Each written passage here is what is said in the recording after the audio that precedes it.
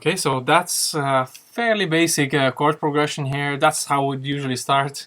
Just get this developed fairly quickly. And now I would just build a simple top line on the top, just so there is more melodic or element or movement to this simple chord progression. Let's see what we could experiment with.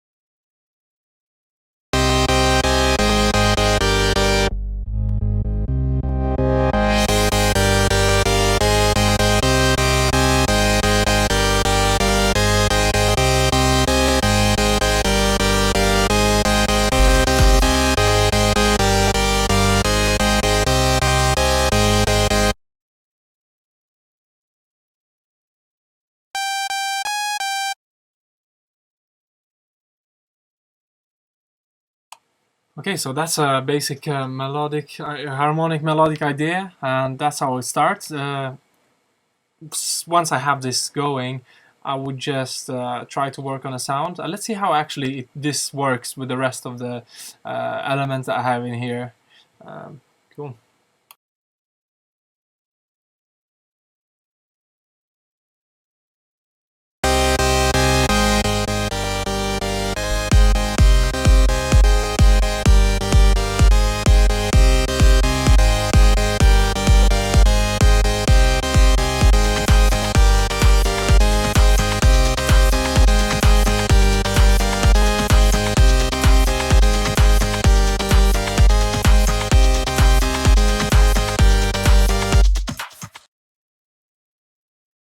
Okay, so it's just fine as a starting point. And again, having these a few other elements when working on sounds, when you are a sound designer, it really helps to kind of hear how your sound works in the mix. That's really important because most of these sounds, they're not going to be used on their own.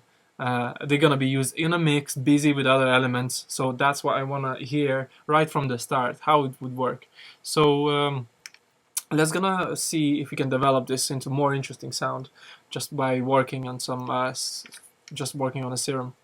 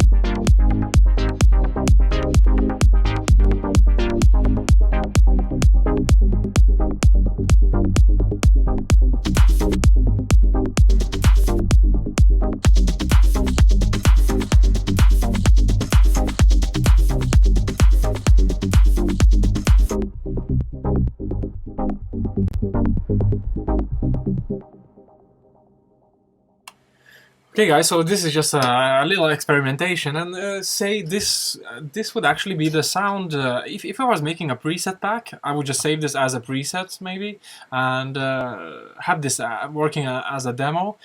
But in case this was a full-on pack where I said developing just loops, MIDI loops or melodic loops, I would just do external third-party processing on the sound to get it even sort of bigger, more interesting, more movement in the sound, and that's how it's that's how it's done. So let's gonna try to do that. Get some more processing on the sound to make it bigger.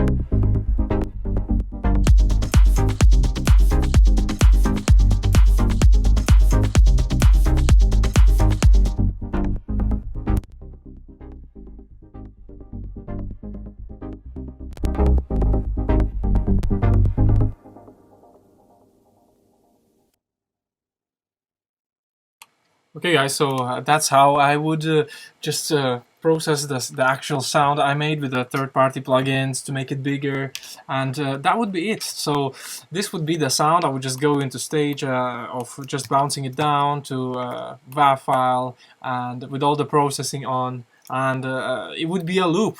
And I would have to repeat this about 100 times to make a product, or a few hundred times. Just different ideas, different different combinations, different sounds, different synths, but just keep this creativity going, keep it flowing, always on the move, always trying to find new sounds. And when you hit the sweet spot, you just have to stop it. When you know it's a sweet spot, you stop and you bounce the file, because otherwise you can be working, tweaking the sound all day long and only have two loops at the end of the day. But you need to have a certain number if you want to. If you want to do these packs, otherwise it would take you, 3 months to do a pack. So it becomes much quicker throughout the years. I mean, when I started, probably it took me a month to make one product, but now I can most likely do it in 4 days, with hundreds of loops, and it became much more quicker because you develop a sense of feeling for the sound, and you just gonna know when it becomes interesting, when it becomes kind of good. So yeah. So next stage, maybe I can do a little more of sound design.